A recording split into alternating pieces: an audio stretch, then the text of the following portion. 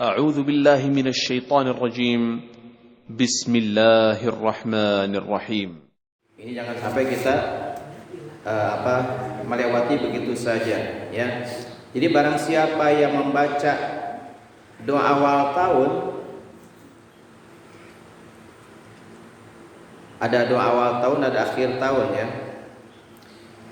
Jadi apabila kita setiap akhir tahun kita berdoa dan awal tahun kita berdoa, berarti kita mengakhiri tahun dengan doa dan mengawali tahun dengan doa, ya. Jadi barang siapa yang membaca doa akhir tahun 3 kali, nanti insyaallah barengan, ya. Jadi barang siapa yang membaca doa akhir tahun 3 kali, ya,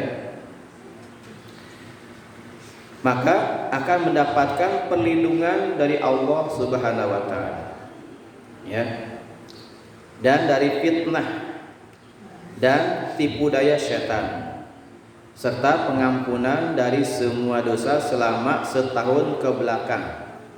Ini cuma 1 kali, ya, pada bada asar. Setiap tahun cuma 1 kali, ya, bada asar kita doa akhir tahun 3 kali, ya. Jadi padilan luar biasa. Jadi barang siapa yang membaca doa akhir tahun akan mendapatkan perlindungan dari Allah Subhanahu wa taala dari fitnah dan tipuan setan, serta pengampunan dari semua dosa selama setahun ke belakang, ya. Lalu setelah pada maghrib kita mengawali tahun dengan doa juga, ya. Jadi mengawali tahun dengan doa ini luar biasa. Kalau orang-orang di luar Islam tahun baru itu hura-hura, glamor, sampai berpoya-poya, sampai bermabuk-mabukan. Kita diakhiri dengan doa dan diawali dengan doa, insya Allah kita akan mendapatkan husnul khotimah, insya Allah, ya. Di barang siapa yang membaca doa awal tahun nanti pada maghribnya 3 kali, maka Allah memerintahkan 2 malaikat untuk melindunginya dari fitnah dan tipuan dan tipu daya setan selama setahun ke depan. Sebelum kita digoda setan, kita sudah mempersiapkan doa awal tahun, ya. Jadi insya Allah orang yang rutin terbiasa setiap tahun berdoa awal tahun, ya, maka Allah akan memerintahkan 2 malaikat untuk melindunginya dari fitnah dan tipu daya setan selama setahun ke depan. Dan setan merasa jengkel dengan orang yang suka membaca awal tahun dan juga membaca akhir tahun, ya. Setan merasa putus asa, ya, dan kecewa selama setahun penuh ia menggoda manusia, ya, ia menggodanya, ya, karena dengan hanya beberapa saat saja dengan membaca doa akhir tahun dan awal tahun, orang tersebut telah diampuni dosa-dosanya, sehingga setan merasa menyesal, hamjadah aing, ya, capek-capek ngagoda manehna minta doa akhir tahun dan doa awal tahun, sehingga Allah mengampuni dosa-dosanya, ya. Setan merasa jengkel. Insyaallah nanti kita akan melaksanakan doa akhir tahun pada asar, hari Sabtu pada asar. Insyaallah kita barengan di sini, ya, di musola kita mengadakannya. Lalu kita akan mengadakan doa awal tahun pada maghribnya, malam Ahad pada maghrib, insyaallah, sebelum kita mengadakan pawai obor. Bagaimana keutamaan yang lainnya, yaitu puasa di bulan Muharram, ya. Jarang membahas, jarang kita dengar, ya, puasa Muharram itu. Bagaimana keutamanya? Sebagaimana sabda Kanjeng Nabi Muhammad sallallahu alaihi wasallam, afdhalus siyami ba'da Ramadan syahrullahil muharram. Rasul bersabda, yang paling utama puasa setelah bulan Ramadan adalah puasa di bulan Muharram, ya. 1 hari puasa di bulan Muharram sama dengan puasa 3 bulan. Ya, ada keterangannya. Sebagaimana sabda Kangjeng Nabi Muhammad sallallahu alaihi wasallam, "Man shoma yauman minal Muharram kana lahu bikulli yaumin salatuna yauman." Ya, barang siapa yang berpuasa 1 hari di bulan Muharram adalah baginya setiap harinya seperti pahala berpuasa 30 hari, yaitu sebulan. Punten ya, puasa 30 hari sebulan, bukan 3 bulan ya. 1 hari puasa di bulan Muharram sama dengan puasa 1 bulan. Dan malam Jumatnya, hari Jumat, puasa Jumat pertama di bulan Muharram. Sebagaimana keterangan dari Kangjeng Nabi Muhammad SAW, "Man shoma awwala Jum'atin minal Muharram ghufirlahu ma taqaddama min dzambi." Barang siapa yang berpuasa pada awal hari Jumat di bulan Muharram, nanti ya setelah hari Ahad, Jumat depannya ya, insyaallah. Ghufirlahu ma taqaddama min dzambi, maka Allah akan mengampuni semua dosa-dosa yang telah lalu. Jadi barang siapa yang berpuasa pada awal Jumat pertama di bulan Muharram, maka Allah akan mengampuni semua dosa-dosanya. Dan puasa berturut-turut hari Kamis, Jumat dan Sabtu. Ya, kalau ada waktu nih, kapanpun, yang penting selama bulan Muharram. Ya, jadi syukur-syukur Jumat pertama boleh ya. Jadi sekalian Kamis, Jumat, Sabtu. Bagaimana pahala begitu besar ya? Sebagaimana sabda Kangjeng Nabi Muhammad SAW, "Man shoma salasata ayamin minal muharrami al-khamis wal jum'ata was sabta kataballahu lahu ibadatu tis'imi'ati amin." Ya, barang siapa yang berpuasa 3 hari berturut-turut di bulan Muharram, yaitu hari Kamis, hari Jumat dan hari Sabtu, maka Allah akan mencatat baginya seperti orang yang beribadah selama 800 tahun.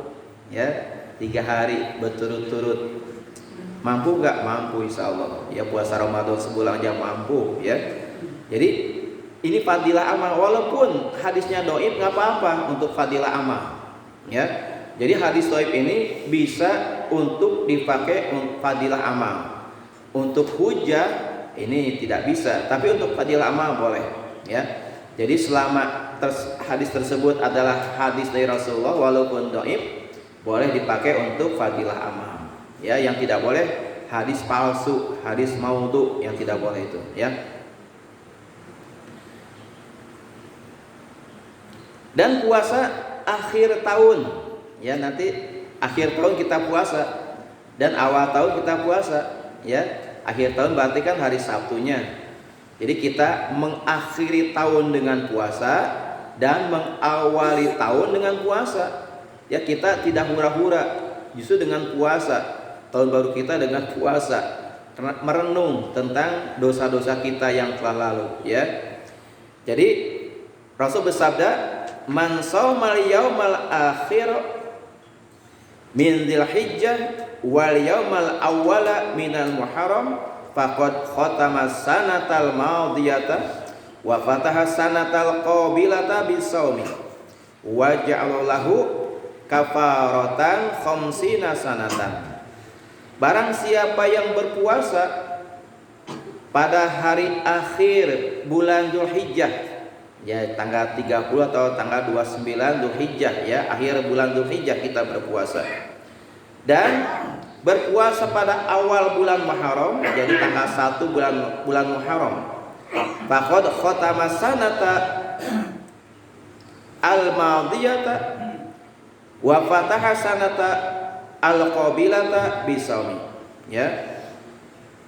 Maka sungguh ia telah menutup tahun dengan puasa, menutup tahun yang lalu dengan berpuasa, dan membuka tahun yang akan datang dengan berpuasa ya. Jadi barang siapa yang berpuasa pada hari terakhir di bulan Dzulhijjah dan hari pertama di bulan Muharram, maka sungguh dia telah menutup tahun dengan puasa, menutup tahun yang lalu dengan puasa, dan membuka tahun yang akan datang ya dengan berpuasa, waja'allallahu lahu kafaratan khamsina sanatan, maka Allah jadikan baginya sebagai penebus dosa selama 50 tahun. Ya kita umur berapa tahun sih ya, manfaatin sebaik-baiknya. Kalau umur kita sampai 60 tahun sudah alhamdulillah ya. 65 tahun ini bonusnya 2 tahun karena Rasulullah itu wafat 63 tahun ya. Kita diberikan bonus oleh Allah, manfaatin sebaik-baiknya. Yang umurnya 70 tahun berarti Allah memberikan bonus yang besar ya. Sudah 7 tahun Allah berikan bonus.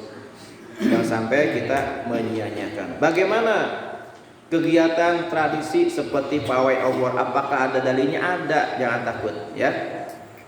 Ini ketika Rasulullah dengan kaum Quraisy ya ada perjanjian Hudaybiyah selama 10 tahun ya. Ini ada kelompok ya yang berpihak kepada Rasulullah ya, ada kabilah ya, kabilah Khuza'ah yang berpihak kepada Rasulullah ya. Jadi minta perlindungan kepada Rasulullah ya.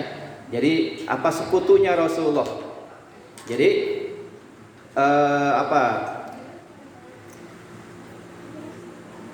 ada 2 kelompok. Yang satu lagi Bani Bakar yang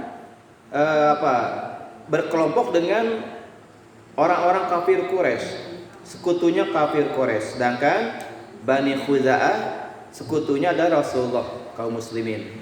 Ini Bani Bakar dengan Khuza'ah ini selalu dari dulu bertengkar terus ya.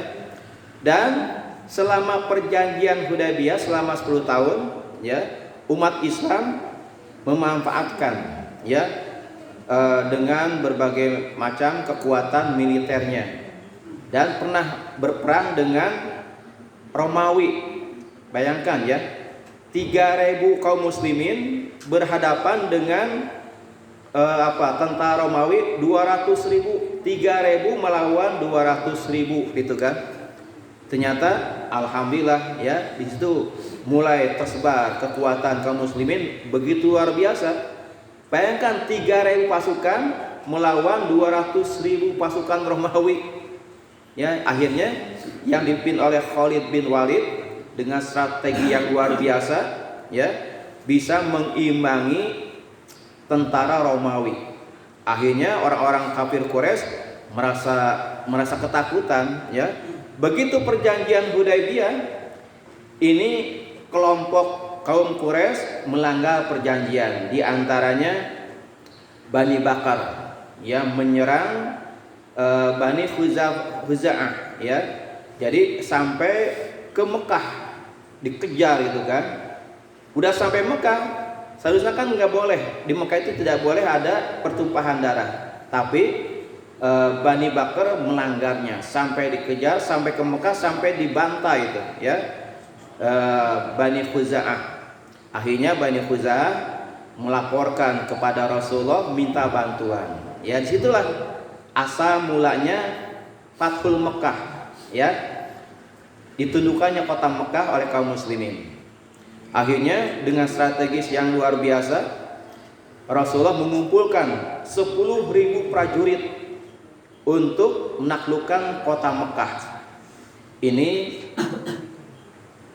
Abu Sufyan bin Harbi ya merasa ketakutan, sampai akhirnya meminta perjanjian baru ya, perjanjian Hudaybiyah yang baru kepada Rasul. Akhirnya ditolak, dan begitu luar biasa ketakutannya ya, akhirnya dengan perantara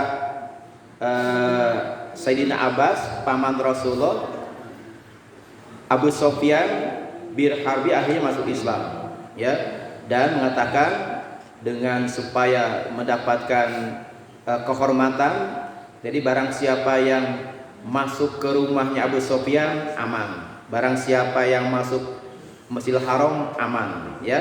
Akhirnya Rasulullah dengan bala tentara yang 10.000 malam-malam ya menyerang kota Mekah dengan Rasulullah memerintahkan setiap prajurit menyalakan obor. 10.000 orang prajurit membawa obor masing-masing sehingga orang-orang kafir merasa ketakutan, ya. Rasulullah akan menyerang kota Mekah dengan membawa obor yang luar biasa. Inilah ya dalil tentang pawai obor, ya, itba kepada Rasulullah. Ada dalilnya, jangan takut, ya.